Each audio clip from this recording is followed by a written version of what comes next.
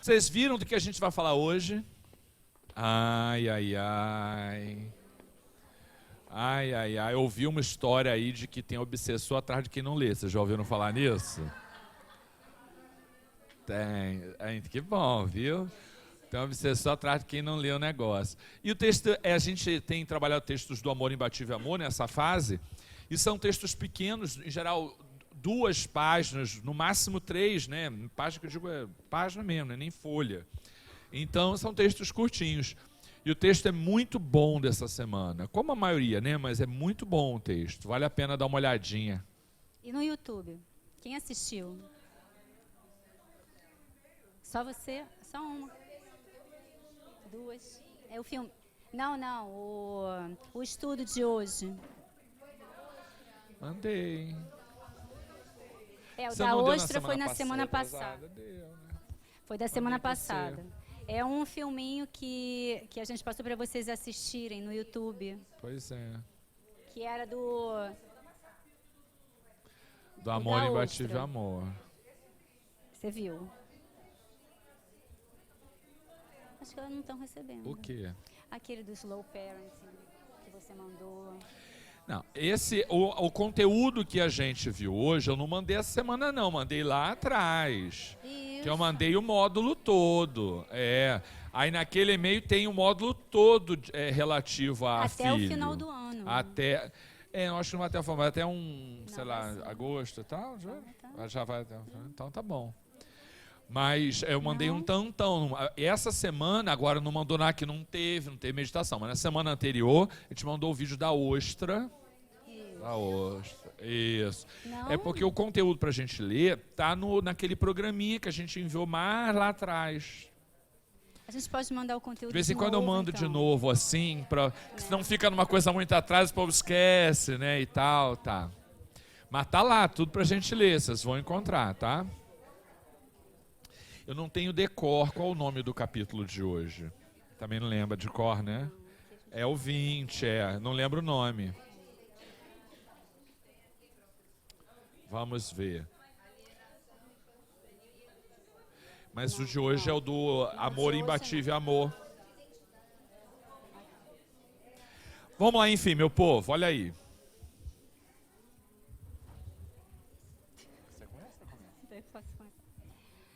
Então vamos lá, gente. Vamos começar que a gente já está até atrasado. Olha só, Nelson, são 1h15. Vamos começar. A gente tem que fazer todos os slides hoje. Vamos. Tá bom. Então vamos lá. Em nome do amor, dedicamos grande parcela de nosso tempo preparando nossos filhos para o futuro que a vida material exige. Preparação acadêmica, ensino de línguas, desempenho em Enem, vestibular, etc. Isso é adequado? Porque eu acho que a gente tem uma insegurança muito grande, né, quando a gente tem os filhos. Porque a gente não sabe até que ponto a gente tem que suprir eles do saber.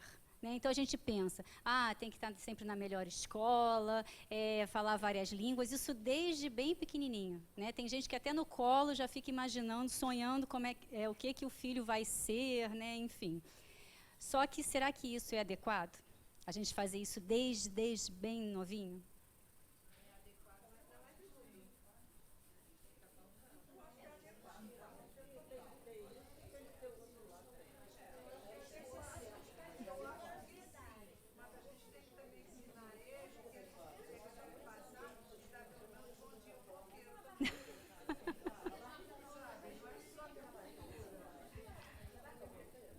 O quê? Olha, tem gente que já vai ter filho pensando no que esse filho haverá de fazer. Tem gente que já tem filho para que ele seja o sucessor do pai não sei onde. Tem gente que já antes de nascer já pensa que tem que ter filho para fazer isso, fazer aquilo. Tem que já traça a vida do miúdo antes mesmo de ele existir na vida material. Tem sim. Tem sim. A sinceridade da Beth é tudo. Olha só, na verdade, o amor, escuta só, o amor é um norteador importante, sim, para que a gente se preocupe com o outro. E nesse se preocupar, como a gente está na vida material, a gente quer que o outro tenha o melhor. É natural. Alguém falou aí, várias pessoas falaram, eu acho que é exatamente isso. É claro que a gente tem que se preocupar em que escola coloca, se está aprendendo ou não está aprendendo, porque ele vai precisar trabalhar e a vida não está fácil, o emprego não está, né? Então, a gente tem que se preocupar com essas coisas, sim. O problema não está aí, o problema está na medida, exatamente. Porque nós sabemos, já pode até passar outra. Nós sabemos que a vida não é só isso, né? Então, como é que a gente vive no mundo material, né? Então, é lógico que a gente também tem que pensar nisso, na escola, né? Numa boa escola, para que ele tenha ensino e tal. Só que, por outro lado, tem os valores que a gente tem que passar para eles, né? Que eu acho que isso é tanto ou até mais importante do que o saber. Eu acho que os valores e os hábitos que a gente passa com os nossos exemplos e tudo são muito importantes. Isso. A questão é a medida. Muito bonitinha a imagem. Adoro as imagens da G. É bem isso. A questão é a medida. E você sabe que a gente ainda é muito inseguro. Isso que a gente está falando para o filho serve para a gente também. A gente é muito inseguro do que efetivamente é importante. A gente se deixa levar pelo que está no entorno e a gente acaba só enxergando o que está na nossa cara, aquilo que os olhos veem, porque a nossa percepção ainda é muito pelos sentidos, então a gente fica muito receoso de deixar de investir em alguma coisa em nome desse planejamento espiritual. É curioso como há pessoas que traçam carreiras, que traçam formação acadêmica, há pessoas cuja atividade, há psicólogos hoje cujo trabalho é exatamente nesse sentido. São profissionais que se especializam em direcionar carreiras, vidas e traçar trajetórias de sucesso. São os coachings, exatamente. O que a gente não faz é coaching espiritual. E isso é fundamental, porque quando há um descompasso entre a vida material e a vida espiritual, carregar algumas responsabilidades, alcançar determinados sucessos, constitui enorme motivo de aflição para certas pessoas. E a gente tem o mau hábito de ter esse amor romântico, eu diria, que é um amor que não enxerga. O amor não precisa ser cego, né? A gente pode perfeitamente enxergar as dificuldades, os defeitos e as qualidades dos nossos filhos. Mas a gente, em geral, não quer enxergar as dificuldades. E aí a gente não faz o trabalho espiritual. Que a gente observa que a coisa vem saindo da rota e a gente não atua para corrigir. Então, é nesse segundo aspecto, porque é correto sim a gente fazer um investimento material, mas é nesse segundo aspecto que a gente vai um pouco trabalhar hoje. Porque para a escola já tem lá o pedagogo, a psicóloga e toda aquela parafernália para ajudar.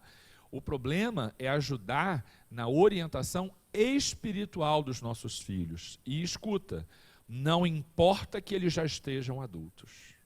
Porque melhorar a conduta moral, melhorar o comportamento, fazer a reforma íntima é processo de uma vida inteira. Não importa que ele já esteja grande não, que a gente continua com o nosso trabalho a caminho, tá?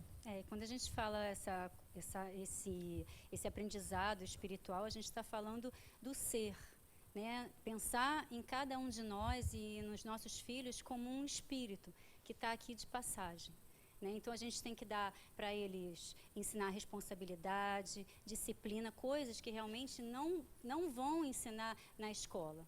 Isso faz parte da nossa responsabilidade enquanto pais, mães e avós. E se é que ele aprende na escola alguma coisa em termos morais, às vezes isso pode ser bom, mas pode ser ruim.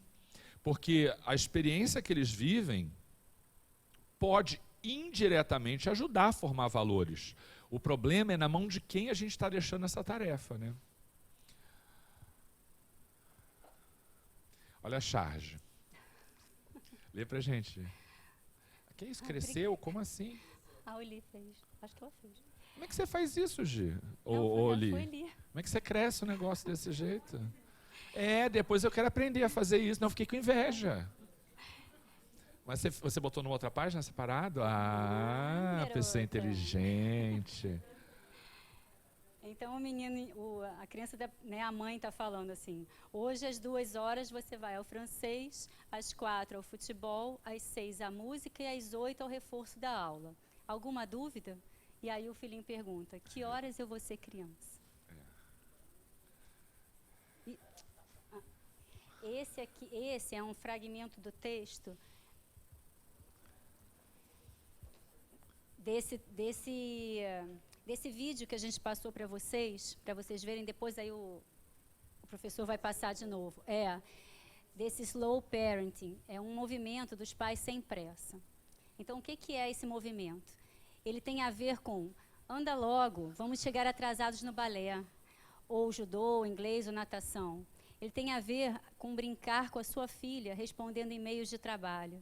Tem a ver com estar perto e longe ao mesmo tempo.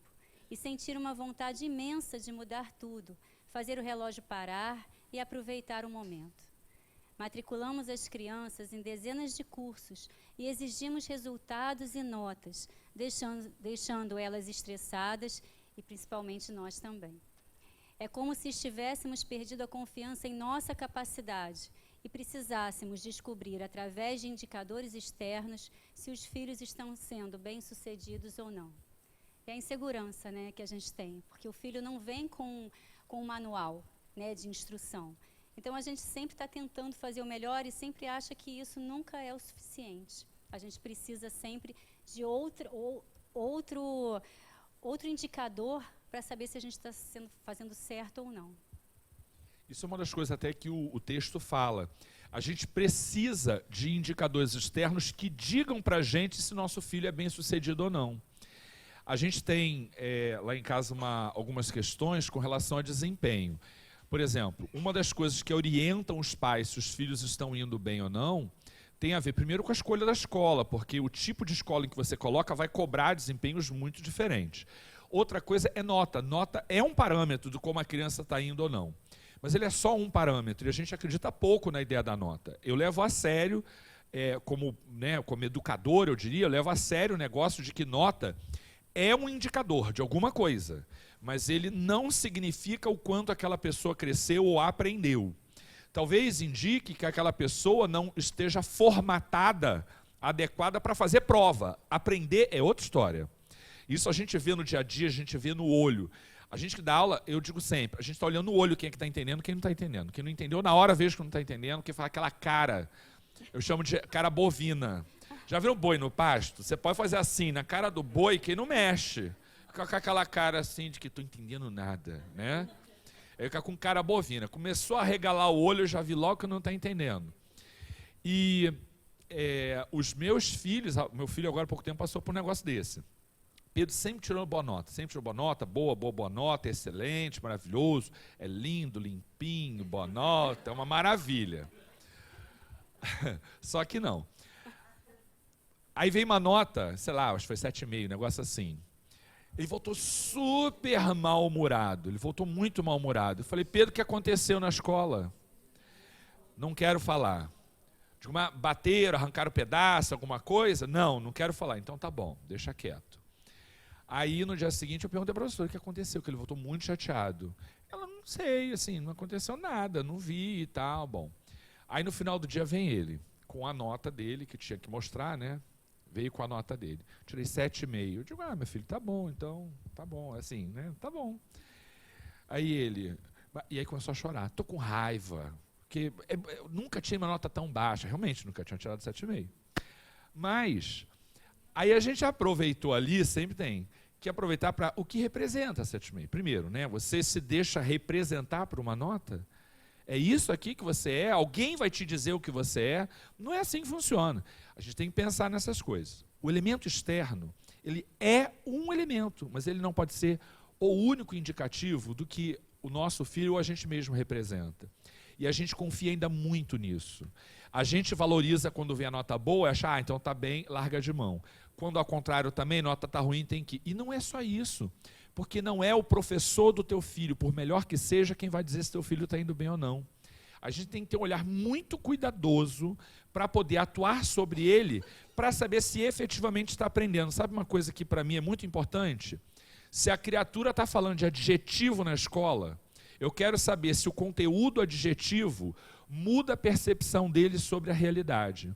Então, quando eu brinco com ele e trabalho ali com adjetivo, ele não percebe, eu digo, meu filho, não adianta só classificar adjetivo, não. Você tem que saber usar o adjetivo. Você tem que saber brincar com as palavras. Não adianta fazer uma conta e não saber para que aquilo ali serve. Então, isso é que de verdade determina quem a gente é. Porque senão a gente constrói uma personalidade sobre desempenhos estabelecidos e avaliados por quem não tem, às vezes, nem condição e nem formação, além da acadêmica, para perceber isso. Então a gente tem que assumir como nossa a tarefa da compreensão de como é que os nossos estão indo. E isso serve também para a gente. Se você chega e é elogiado no trabalho, eu estou bem. Se eu não sou elogiado, eu não estou bem. Ou se eu não fui promovido, não estou bem. Quando, na verdade, todos os dias você pode olhar e dizer, eu não fiz o meu melhor que podia.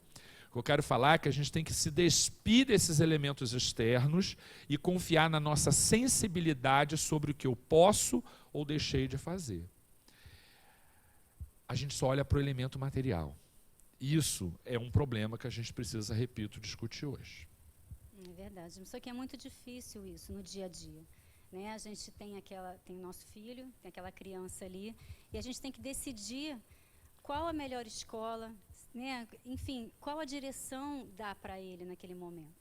Eu coloquei a minha filha numa escola, coloquei ela no Santo Agostinho, porque eu achei que era o melhor. E já começou com um vestibulinho, aquelas coisas, aqueles estresses, e culminou dela começar com uma gastrite, uma coisa porque era aquela tensão por causa da nota e tal, entendeu? E aí eu vi que ela não estava feliz. E aí a gente, nessa hora, tem que parar e ver, não, né, não é por aí. Né, vamos conhecer mais. A gente só consegue conhecer o nosso filho se a gente sentar, tiver tempo para ele, conversar, ver realmente que tem umas crianças que realmente são moldadas para aquele tipo de ensino. Tem outras que não. Sim.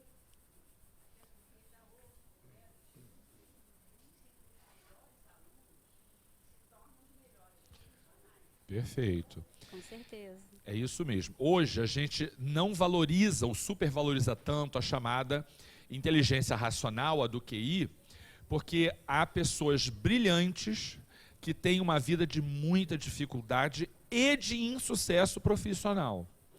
Existem pessoas que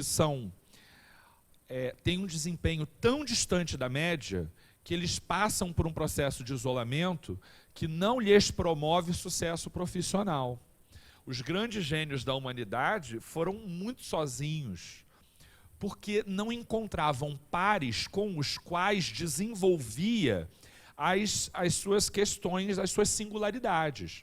E quando a gente não encontra eco em alguém daquilo que a gente é ou representa, a gente não tem interesse. E esse processo de isolamento, hoje, é menos importante para as relações. A espiritualidade, por diversos caminhos, vem mostrando que a gente vive o momento de trabalhar relacionamentos. Daí a importância da psicologia espiritual de Joana de Ângeles.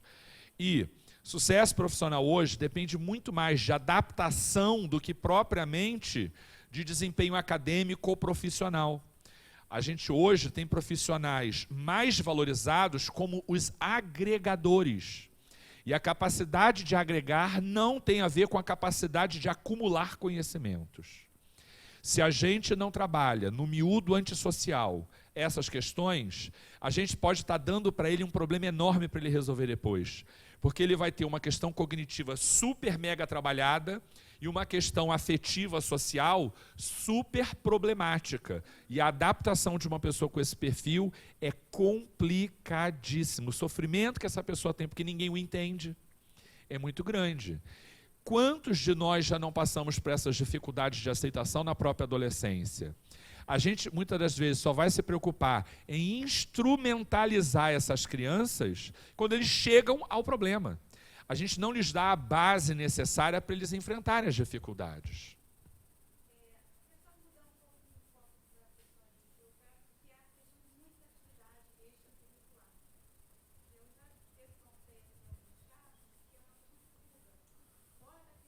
Sim.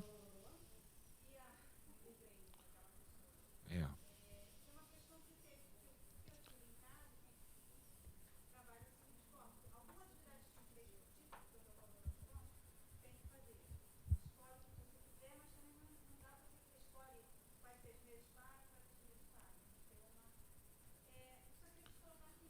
Sim.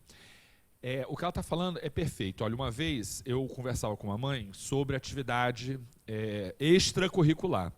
E ela exatamente falava dessa, ela tinha uma ansiedade muito grande, ela própria também fazia muita coisa, e ela queria que o filho fizesse 1000 coisas.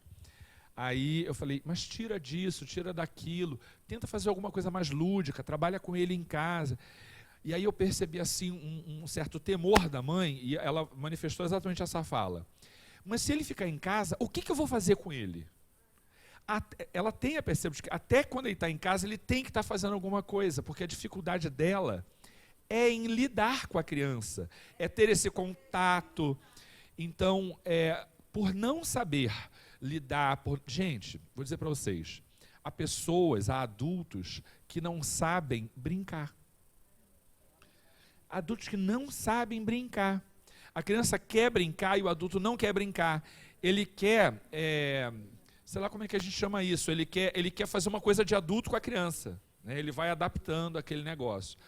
E a ideia de ter que brincar com o filho, porque o espaço dele vai ter que estar ocupado, causa um sofrimento nesse adulto. Então, tem uma questão também que o próprio adulto precisa ver do porquê que ele está fazendo isso, buscar a causa desse comportamento. Mas a gente está tangenciando essa questão porque o nosso foco hoje é a questão espiritual e a gente vai chegar lá. A gente faz planejamento material e que a gente faz mal. Isso a gente já tem mais ou menos claro. O problema é que a gente não traça metas espirituais. E o que eu estou falando? Não estou falando de desempenho, não. Eu falo em metas espirituais, quais as dificuldades que o meu miúdo tem. Quais as dificuldades que o meu filho adulto tem. O que eu posso fazer hoje para ajudar a trabalhar esse aspecto. Isso a gente não faz. A gente só estabelece metas no plano da matéria. No plano espiritual a gente costuma tentar esconder. E quando enxerga, diz, mas aí já está adulto, não tem mais o que fazer. Tem sim. Porque todo mundo pode se trabalhar a qualquer momento. Vamos falando. Pode.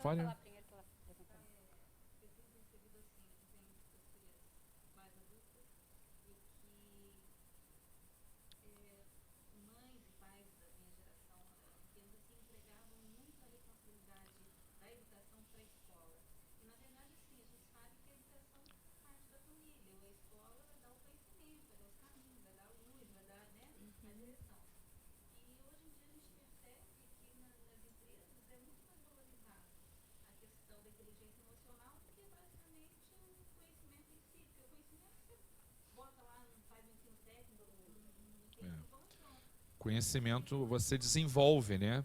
Habilidades você não desenvolve, você adquire com o tempo, ou traz inata.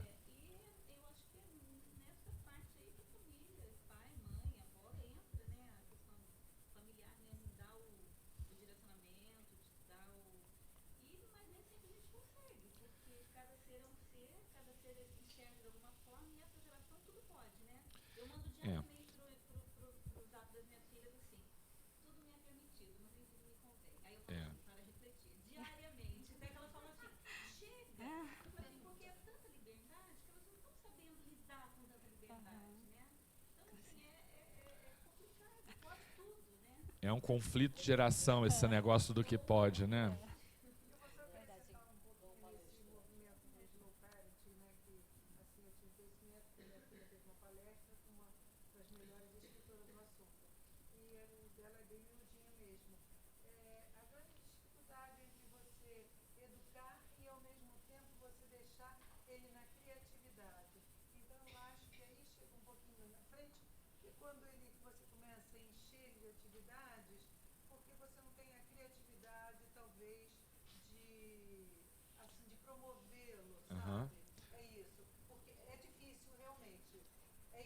Então, esses aqui são os...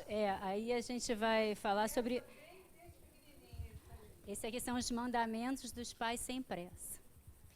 Então, o primeiro é não ter agenda. Então, eles dizem que as crianças de 0 a 5 anos não têm necessidade de ter uma agenda pré-determinada. né? E o aprendizado deles é de uma forma livre, né? Não precisa ter natação. Tem gente que coloca no inglês, né? Enfim, né? Mal aprendeu a falar, já está no inglês, né? O mini executivo. As atividades extracurriculares são só para exercitar a mente e o corpo, né? Não precisa, elas são ruins quando elas são exaustivas. Dê ouvidos. A opinião da criança deve ser sempre valorizada. É aquilo que até ela falou. A gente tem que perguntar se ela realmente quer entrar no balé ou quer fazer a natação, fazer um esporte, mas pode escolher qual, né, ela quer fazer.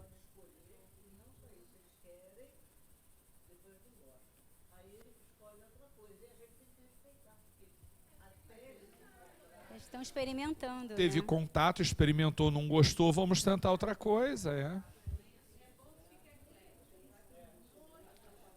Conheceu várias coisas, né? O número 4, menos, menos. Simplificar a agenda das crianças. Ter tempo, dar tempo a elas, para elas brincarem, porque elas são crianças. O tédio faz bem, por incrível que pareça. A gente tem que ter aquela hora de não fazer nada. Não fazer nada, simplesmente. Ficar em casa, né? Ou conversar, ou brincar, ou ver televisão junto, ou ler um livro junto. Enfim, não fazer nada mesmo. Que é esse o ócio familiar. Né? E novos amigos. Quando sair com as crianças assim, para um clube, para a praia, né, incentivar elas a fazerem novas amizades. Não ficar, né, cerceando a criança, só brincar com ela, enfim, incentivar realmente a esse convívio social com outras crianças. Eu queria fazer especial ressalva a questão do tédio. Você sabe que tédio é um negócio que a gente não quer que a criança sinta, porque a gente quer que a criança esteja sempre ocupada com alguma coisa. E a tecnologia é neste sentido muito nociva, porque ela ocupa esses joguinhos malditos que não vejo grande problema neles, mas eu particularmente eu não gosto, nunca gostei de ficar jogando aquele negócio e tal, até no celular eu não jogo, mas enfim, ele te absorve demais. Eu vejo no metrô, quando eu vou ao centro, 1 hora, a pessoa fica naquele jogo 1 hora. Gente, 1 hora do meu dia eu faço um monte de coisa. 1 hora que eu estou ali em pé, que não dá nem para me mexer, o que eu faço? Eu preparo as minhas aulas. Não, no metrô, Eu vou pensando ali. Eu vou dar aula de que amanhã? Porque no dia do dia anterior já está pesado. Mas amanhã, qual a primeira aula que eu tenho que dar? Tal coisa. O que eu vi na última semana? O que aconteceu? O que precisa fazer? Eu vou pensando nesse negócio. Né? Eu vou preparando a aula no metrô, que não dá para me mexer, só dá para pensar mesmo, né? Mal respirar dá. Então, eu vou preparando a aula. Agora a criatura perde 1 hora do dia dele, para depois ter que ficar mais 1 hora sentado fazendo isso, e diz que a vida não dá para nada, porque o tempo não isso, o tempo não aquilo. O problema que eu vejo nos jogos não é a violência, né? É a absorção do tempo, porque aquela porcaria tem um monte de meta, quando vence não sei o que, tem outra etapa, outra meta, e você gasta a tua vida naquilo. Fica um tempão naquele negócio, e isso daí ocupa a criança, isso absorve a criança horas e horas, dias e dias. Então, é fácil. O problema é que quando a gente tira o tédio da criança, a gente não permite o ócio na criança, ela tem sempre um desejo de superação das suas expectativas. E aí, isso já existem estudos nesse sentido, de que a busca das drogas, elas são, na verdade, uma manifestação de insatisfação por não ter o novo, frequente, constante, do qual ele se acostumou, ou ao qual ele se acostumou desde a infância. Então, como ele não consegue o novo o tempo inteiro, ele busca alguma coisa que extravase ou que dê conta disso. E as drogas, nessa idade da adolescência especial, são uma opção que eles têm para poder dar conta desse tédio que eles vivem. Tédio é uma palavra que eles aprendem desde pequeno. A Catarina tem 6 anos. A Catarina tinha 4 anos, um dia deitada no sofá, com a perna para cima, com uma cara de que comeu e não gostou. O que foi, Catarina? Ela é um saco, né? Um tédio. Falei, o que é tédio, Catarina? Aí ela me disse assim, duh. É quando você não tem nada para fazer, né? Eu digo, não tem nada para fazer? Vai arrumar, minha filha. Vai pegar um papel, vai desenhar. Vai desenhar comigo, vamos desenhar. Aí desenhou, pronto, acabou. Então agora pinta. Pronto, acabou. E agora? Agora recorta. Recortei, e agora? Agora, vão brincar com as imagens. A gente fez lá uma brincadeira com os bonequinhos cortados e tal. E agora? Agora vai guardar, porque está na hora de lanchar. Pronto, já ocupou um pedaço do negócio. A criatividade depende da necessidade. Se a gente não precisa de nada, a gente não inventa. Mas vai em casa precisar fazer um negócio lá na prateleira sem o parafuso adequado, para tu ver só se tu não começa a mexer nas coisas e dar um jeito e bolar uma maneira de o negócio acontecer. Então, a criatividade depende deste ócio. E a tolerância de que a vida não tem o ritmo que a gente deseja também é um aprendizado. Tá? Pois é, agora eu acho que os pais ficam muito preocupados em suprir com muitos brinquedos, né, para suprir aquela falta que eles têm durante o dia. Então aí, em vez de deixar a criança fazer uma tenda com lençol, né, que todo mundo faz quando é criança, compra a tenda, né? Então aí a criança já não exercita a criatividade, não monta os livros, aí põe o lençol em cima e faz uma porta, enfim, pois é. Aliás, quem é que brinca dessas coisas com os seus filhos ou com os seus netos? Ao invés de comprar o brinquedo montado, mas desse jeito, ao invés de pegar uma coisa montada, vai lá e faz com eles? Com a caixa de papelão. Faz, que bom que faz. Eles adoram. O negócio comprado é lindo, não sei o quê, mas é mega divertido. Gente, uma coisa que eu passei a fazer com os meus miúdos, sabe o que é? É o lanche da tarde. Que quando eu abri o saco do biscoito, está pronto, né? Disse, vamos fazer hoje um pão. Ah, pai, mas comprar na padaria é mais rápido e pode ser até mais gostoso. Mas, gente, fazer pão, mexer na farinha, fazer aquela bagunça toda para depois a mãe limpar, aquilo é uma delícia. Não é? Já fizeram pão em que a gente fez pão. Ficou horroroso, não cresceu. Parecia hóstia. A coisa não cresceu, ficou magrinha, fininha, horroroso. Ninguém gostou, não comemos e tal, mas fazer foi muito bom. Vamos fazer um biscoitinho, é melhor, mais fazer fácil. Um biscoitinho. Né? Pão, caraca, pão.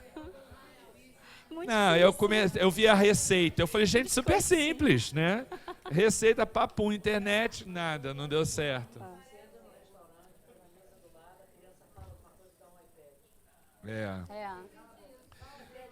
Você bota a tecnologia goela abaixo, né? Dentro do carrinho com um negócio na frente. Olha, eu vejo muito no shopping hoje o carrinho do bebê. Carrinho do bebê. Não tem aquele suporte para botar a mamadeira? Encaixado o tablet ali para ele ficar vendo o filme.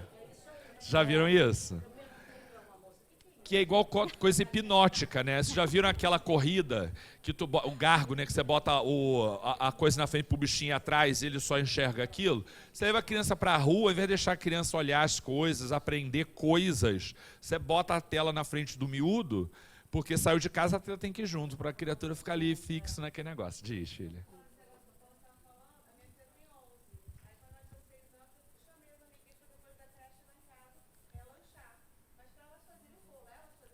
Aham.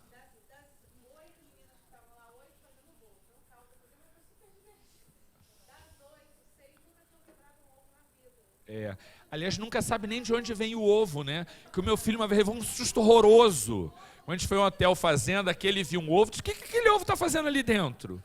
Eu digo, meu filho, a galinha botou. Ele me olhou assim com uma cara. Gente, é verdade, ovo de galinha, porque é da galinha. Eu falei, é da galinha, meu filho. Que não, eles nem imaginam, né? O menino urbano não sabe que...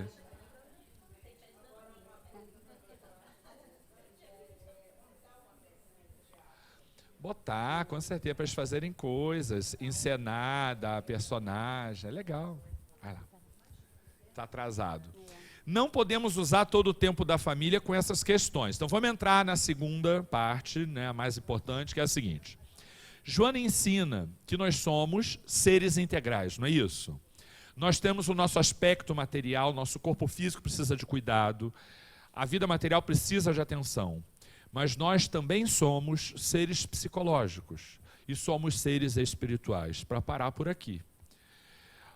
Significa que a questão espiritual merece investimento e que a questão psicológica merece investimento.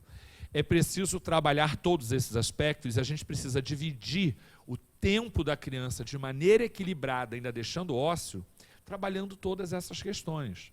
A grande pergunta para aquele que quer mudar esse aspecto é por que eu preciso fazer isso e como fazer isso. Primeiro vamos falar do porquê. Do porquê. É o próximo. Isso. Fala. Essa é uma escritora, Marta Medeiros. Que é ótima. É ótima. E essa frase eu achei que tinha muita coisa a ver com isso. Que ela falou que é o tempo que determina o valor de todas as coisas. No livro Autodescobrimento, a Joana diz que a gente tem que dar prioridade ao tempo, né? A qualidade do tempo que a gente tem. Porque quando a gente quer fazer uma coisa, mas quando a gente quer mesmo, quer de verdade, a gente arranja tempo. Se a gente não quer tanto, a gente não tem. Mas quando a gente quer de verdade, a gente arranja. Então a gente tem que priorizar a qualidade do nosso tempo, que nem ele falou. Né? A gente tem 1 hora lá no metrô. Em vez de ficar, né, a gente tem que fazer escolhas, né, para que o nosso tempo tenha essa qualidade e a gente consiga fazer dele, retirar dele o melhor possível. Porque o dia passa, daqui a pouco a gente pisca, já acabou. Pior do que isso, a vida passa. Exatamente. A gente às vezes para lá pela meia-idade e diz, caramba, já estou com tal idade, o que eu fiz na minha vida? Né? Bom, por que devemos fazer esse investimento espiritual? São muito delicados os alicerces da personalidade de Joana de Ângeles, que se vão organizando através do tempo, desde o período perinatal, cuja influência forte estabelece por automatismos programas que se manifestarão na infância, adolescência, idade adulta, exigindo atenção. O ser é a soma de muitas encarnações, nas quais esteve na condição de personalidades transitórias, cujo conteúdo foram-lhe incorporados, formando-lhe a individualidade. É natural, portanto, diz Joana ainda, que essas experiências e essas vivências mais marcantes que foram arquivadas no inconsciente profundo por meio do perispírito emerjam, vez que outra, confundindo a consciência atual e às vezes escapando-lhe ao controle em forma de imagens projetadas, de personificações que exteriorizam com prevalência do ego. Resumindo, a gente pode dizer com clareza o seguinte: somos fruto de muitas experiências. Nós não somos, em personalidade, alguma coisa simples, nós somos extremamente complexos. Ninguém se apercebe disso com facilidade. Por isso, em primeiro lugar, atenção no comportamento, na reação é fundamental. Fundamental a gente ver como essas crianças reagem. E eu repito, não escamoteiem as impressões que a gente tem do comportamento dos nossos filhos, mas não é só filho não, das nossas esposas, maridos e pais, porque a leitura desses comportamentos nos ajuda a entender por que essas pessoas agem dessa maneira. Então, por que eu preciso fazer um investimento espiritual? Porque só há modificação verdadeira das coisas quando a gente entende o que influencia aquele comportamento. Como é que aquela pessoa chega àquele resultado de exteriorização. Se a gente não percebe, a gente só reage, a gente não resolve as coisas. Tá? E a gente... Passa mais um aí, Oli. A gente sabe que essa questão da formação da identidade não é só uma questão de herança psicológica, mas sim de um desenvolvimento gradual que se inicia no momento em que a gente nasce e se manifesta através do primeiro choro. Aonde a gente quer chegar com essa frase, quando Joana trata disso, é que a gente, sem perceber, a gente...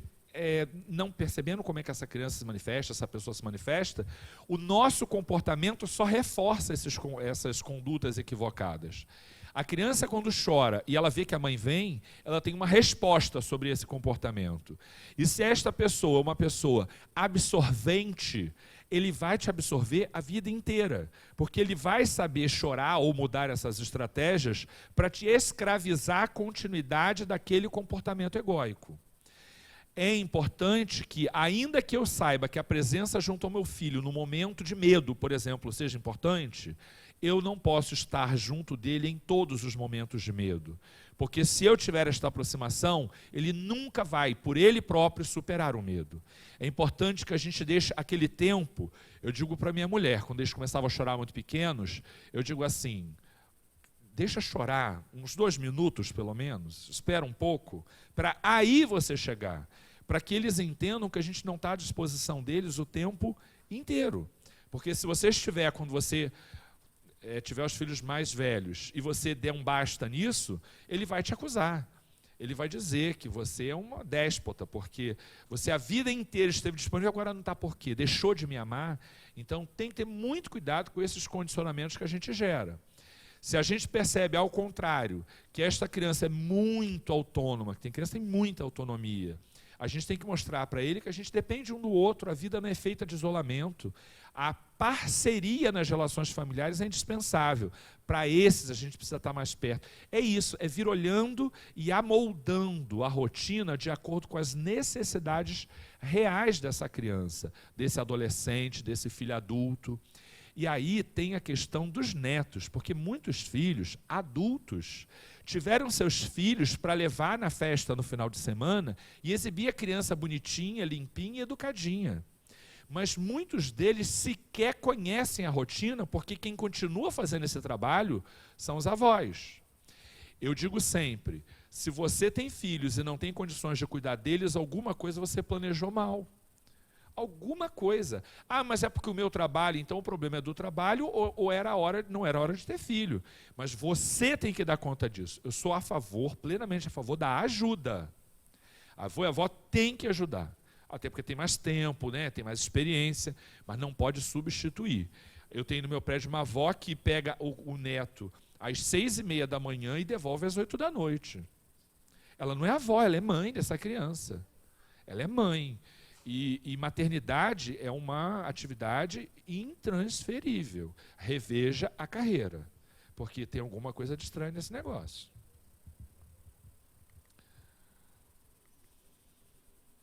Ficou cortadinho, né? Ficou cortadinho. Vamos para esse penúltimo slide, para a gente falar da questão da hipnose, consciente ou não. Sabe aquele menino que está crescendo, aquela menina que está crescendo, que se mete com companhias das quais você não gosta, mas parece que tem um troço, que você não consegue largar uma coisa da outra, que parece que há uma atração que assim, tudo que você diz está errado, tudo que o outro diz está certo? Joana fala neste capítulo, repito, não deixem de ler os 2 capítulos de hoje, que determinadas pessoas, por afinidade, realizam verdadeiros processos hipnóticos. Não é a hipnose da perda da consciência, mas é a hipnose do arrastamento. Algumas pessoas têm poder hipnótico, seja por magnetismo, seja por afinidade, sobre nossos filhos, maridos, esposas. Sabe aquela criatura que diz assim, gente, eu não sei o que aconteceu, mas aquela mulher me tira do eixo. Isso é uma coisa de homem, que mulher não sai do eixo por causa de homem, não. Homem é que tem. Sai sim, é. Sai sim. Ah, começou ingênuo. Né? Mas tem muito isso. Homem que sai do eixo, assim, a criatura perde a noção, perde rumo, perde tudo. Nem sempre isso é só questão espiritual. Ela vai dizer, é uma questão físico-psicológica. Há pessoas que têm poder hipnótico sobre as outras pela sua maneira de ser, pelo que ela representa, e ela causa um arrastamento enorme. É importante que a gente aprenda e que ensine os nossos filhos a terem autonomia. Você só vai fazer o que você quiser. É difícil isso porque o professor na escola manda, né? Então, mas foi o professor. Eu digo, olha só, o seu professor tem autoridade sobre você. Respeite o seu professor. Mas se você souber que aquilo ali é errado, se aquilo for contrário ao que a gente te ensinou, tome cuidado. Não crie resistência, não crie tumulto, mas tente se abster ao máximo. Chegue a casa e fale, ou na hora.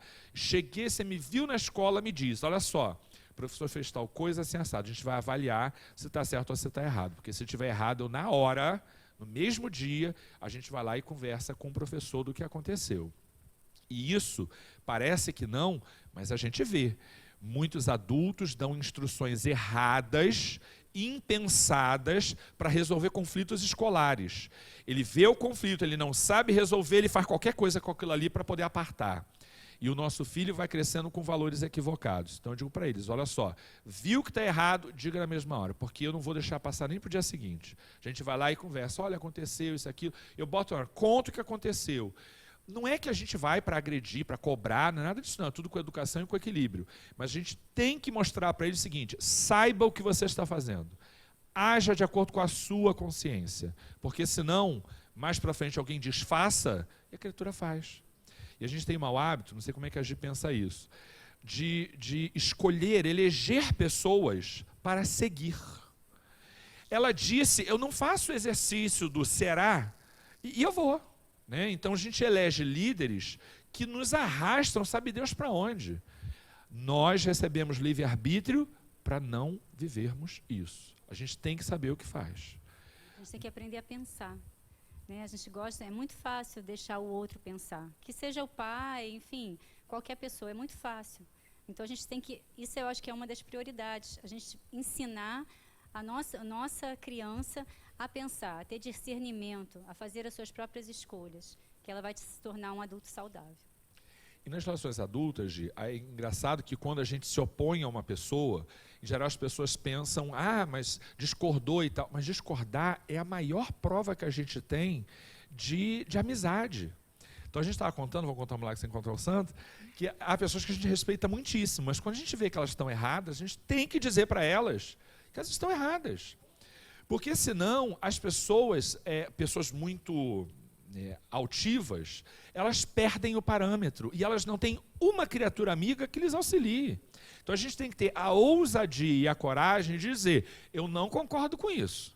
Respeito você, tudo bem, mas eu não concordo com isso aqui não. Eu acho que isso aqui está errado.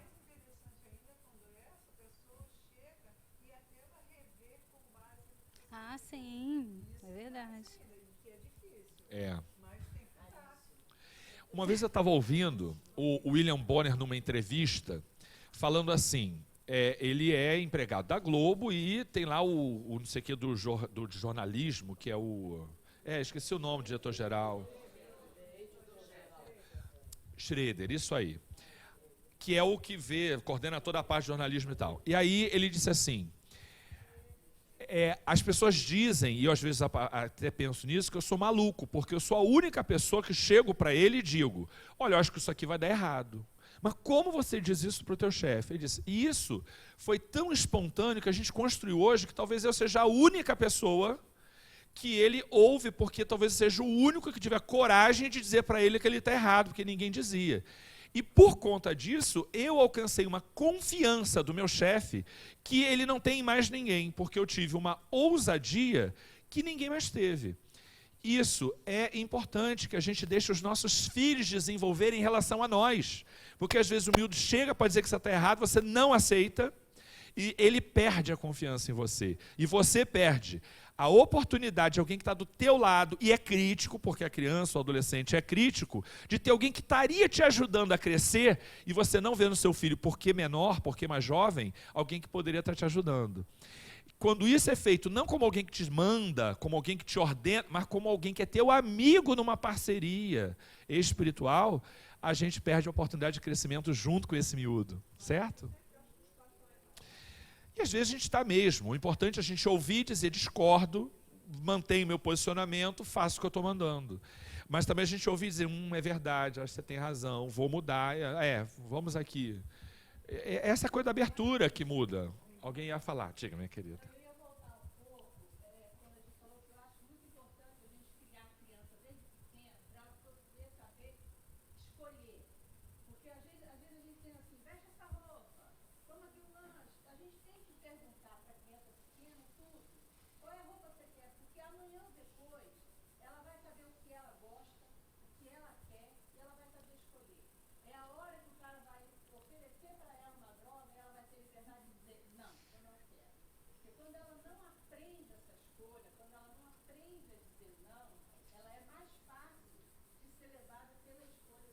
É verdade. Autonomia é uma coisa que a gente tem que desenvolver com opinião própria. Vamos fechar com isso aqui. Como Ajuda, tá, Gi? Como podemos fazer esse trabalho de preparação espiritual?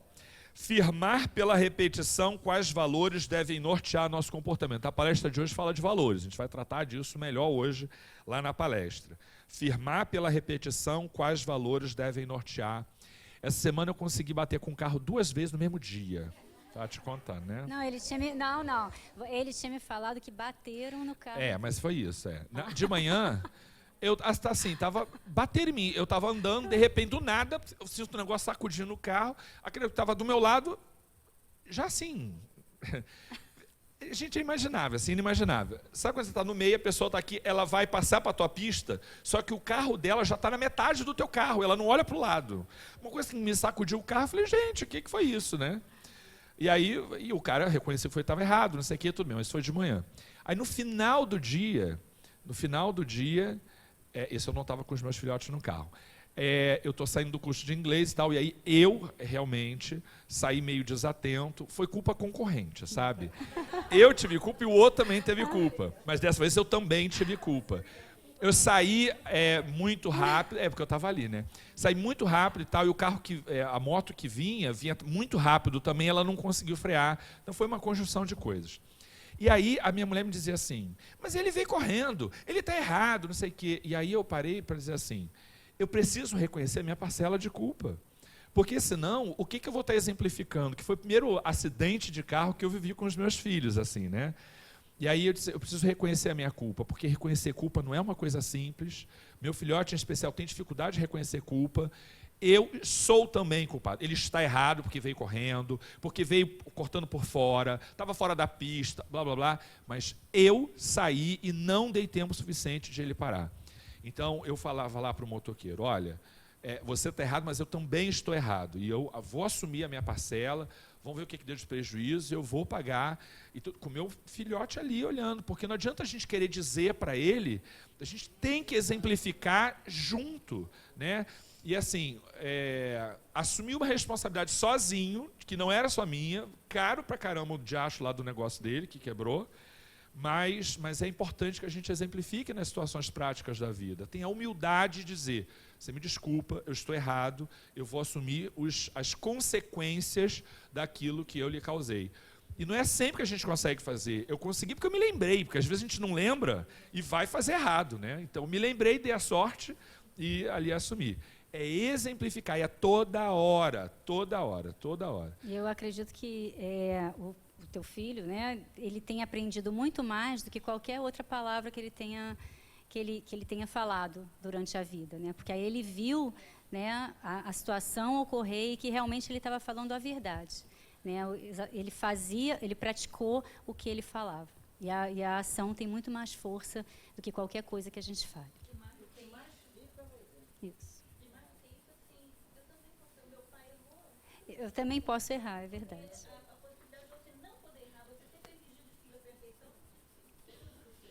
É verdade. O próximo item tem a ver com isso, assumir que nem sempre sabe como agir diante de certos conflitos. Uma das coisas que causa um desencantamento do filho na adolescência é porque ele idealiza um pai e uma mãe perfeitos. Quando ele vê que não são perfeitos, ele se sente iludido. Ele sofre porque ele vê que aquilo que ele construiu do pai e da mãe não é verdadeiro, aquele pai não é tão super, aquela mãe não é tão especial, os pais não são tão corretos. Isso causa uma desilusão que ele transfere totalmente aquele investimento que tem em você em outras pessoas. É natural isso na criança, é um processo natural.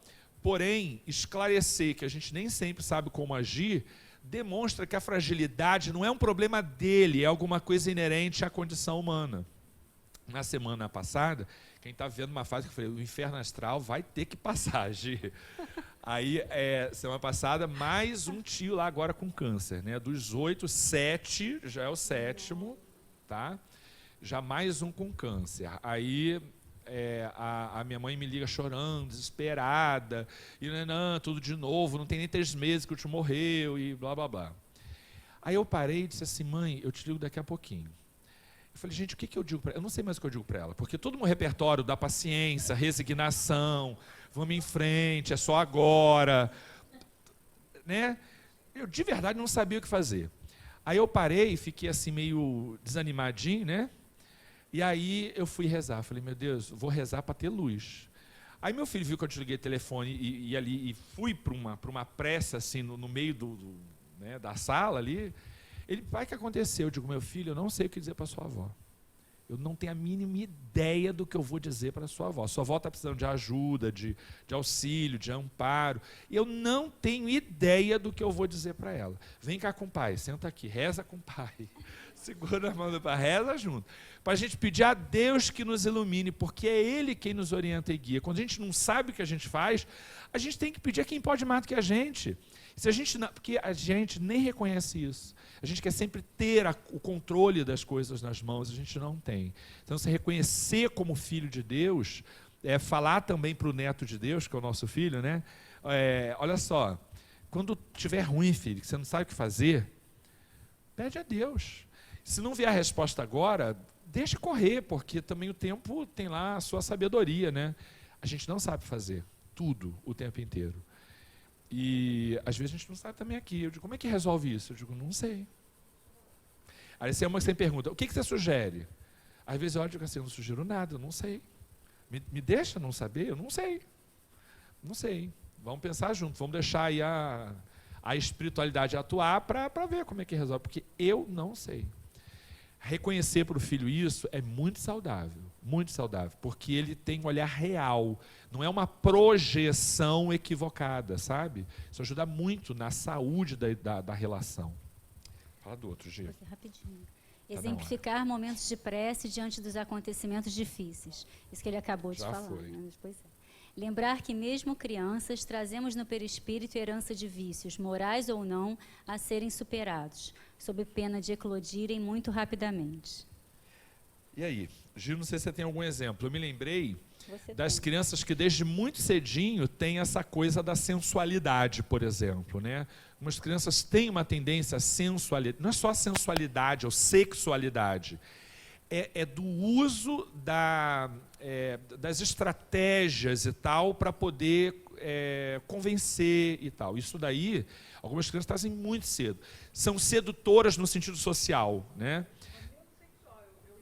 Ou até sexual também.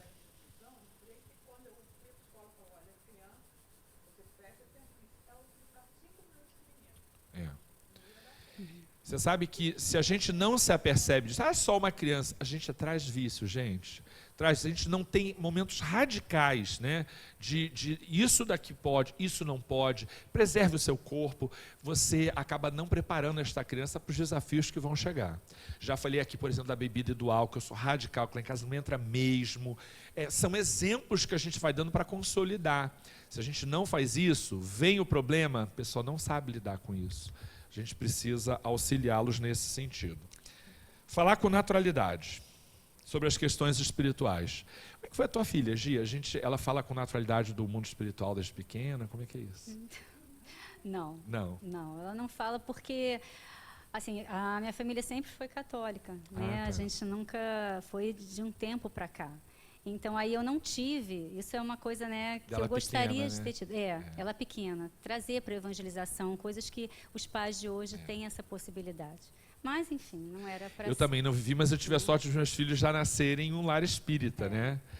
E, aliás, eu acredito muito que a minha vinda para o espiritismo naquele momento foi mais pelos meus filhos do que por mim mesmo, porque eu já estava estragado no meio da vida, já faz, né? Mas, assim, tá para vir, então vamos dar um jeito nesses dois aqui para ver se a coisa entra nos eixos, né? Quem tem filho tarde, que eu digo, quase 7 anos de casamento, então, lá um pouco antes da gente casar, que a gente começou a enxergar essas questões. Eu acho que tem a ver muito pelos meus filhos também, eu acredito nisso por alguma razão. E a gente precisa ter esse olhar de que a gente precisa tratar da espiritualidade com naturalidade. Quando a gente viu uma criança essa semana no semáforo, né, pedindo e tal, tem um fato social importante para a gente discutir, o abandono da criança e tal, mas aproveita para discutir o que representa uma criança desde cedo ser submetida a uma condição tão desumana de estar na rua, e, sabe? Discute isso. O que será que essa criança está aprendendo do ponto de vista espiritual? Discuta isso no carro, faça isso o tempo inteiro, sempre que for possível, para que ele veja a questão espiritual com naturalidade. Falei da Catarina, que ela fala da menina que está carregada, falei isso? Não? Contei? Ah, menina, tem uma coleguinha da Catarina que é hiperativa, diagnosticada assim com alguma patologia de hiperatividade e tal. E tem dia que a garota tá que tá. Aí ela às vezes chega e diz assim, pai, a fulana hoje estava carregada. Eu disse, minha filha, o que é estar carregada, minha filha? Sei nem onde ela ouviu isso, que eu não falo isso, né? Ela está carregada. Eu digo, minha filha, o que é carregada? Ela disse, não sei, ela estava de um jeito assim, muito agitado, não sei o quê. Eu não cerceio, apesar de às vezes equivocada, porque ela está começando a perceber que existe ou pode existir uma influência espiritual e ela tem que estar. Catarina agora está com 6 anos, é linda, minha filha. Gente, eu vou trazer foto de Catarina para vocês verem, minha filha. Minha filha é linda, linda, inteligente, sensível, educada. Ai, é uma coisa, gente. Vou trazer foto de Catarina para você ver só como a Catarina é linda. É uma paixão. A gente vai botar aqui vamos botar no telão. Linda a Catarina, vocês vão ver só. É filha da mãe dela, porque vocês vão ver a cara da mãe. Sério, a cara da mãe, cara da mãe. E vem de fechar que a gente já passou muito horário, gente. Não minimizar as dificuldades morais dos nossos filhos, já falamos disso. Também não expor sem piedade essas dificuldades para todo mundo. Tem gente que pega aquilo, minha cunhada uma vez fez isso. Eu fui para porque a filha matou aula. Aí ela foi atrás da filha, pegou a filha com mais 3 da sala de aula. Aí ela pegou a filha e levou para a escola. E os outros 3 foram juntos, assim, que ficaram com medo de ela matar a filha, né? Aí foram juntas. E aí ela falou à frente da coordenadora, frente de todo mundo, porque eu não vou dizer não, olha, eu tenho certeza que foi minha filha quem levou os 3. Porque ela tem esse perfil de liderança, e tem mesmo, tá? E blá, blá, blá. É verdade, eu acho até que ela não estava errada na interpretação, mas ela expôs demasiadamente a menina numa situação que não precisava, e eu falei, eu acho que tu está errado, hein? Que eu falo quando eu acho que está errado, porque é assim que a gente ajuda, né? E tem que saber ouvir e tem que saber falar. Acho que você está errada, porque ela expôs demasiadamente a menina, que tem efetivamente uma coisa de liderança, e ela só levou os 3 para matar a aula, para provar que ela conseguia tirar os 3 da aula. Eu tenho certeza disso. Ela queria provar que ela conseguia levar os 3, e ela levou. Levou. Ai, faz esse, já. Não dá mais? Então, vamos para a prece.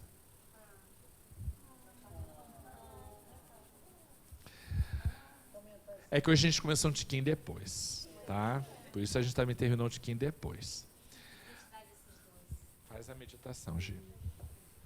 Vamos lá, o momento de meditação que o professor vai mandar para vocês, né? Junto com o programa de novo. Isso. O dever dos pais em relação aos filhos, na moldagem da identidade, é muito grave, porquanto, de acordo com a conduta mantida, essa será plasmada dentro dos padrões vigentes no lar. As castrações e as inibições, os conflitos não superados e as necessidades emocionais não satisfeitas contribuem para o transtorno da identidade, gerando a necessidade da projeção do papel dos mesmos nas outras pessoas. Joana de Ângeles, no Amor Imbatível Amor. Pai de bondade infinita, agradecemos então, Senhor, por podermos estar aqui, por essa oportunidade bendita de aprendermos sempre um pouco mais a cada dia. E pedimos que continue a nos intuir, para que possamos ter sempre as melhores palavras, os melhores atos, os melhores sentimentos e principalmente os melhores sentimentos, uns para com os outros sempre. Fique conosco, Senhor, hoje, agora e sempre. Graças a Deus. Só pedir desculpas a vocês por não conseguir ouvir todo mundo sempre, porque não dá. Desculpa a vocês se a gente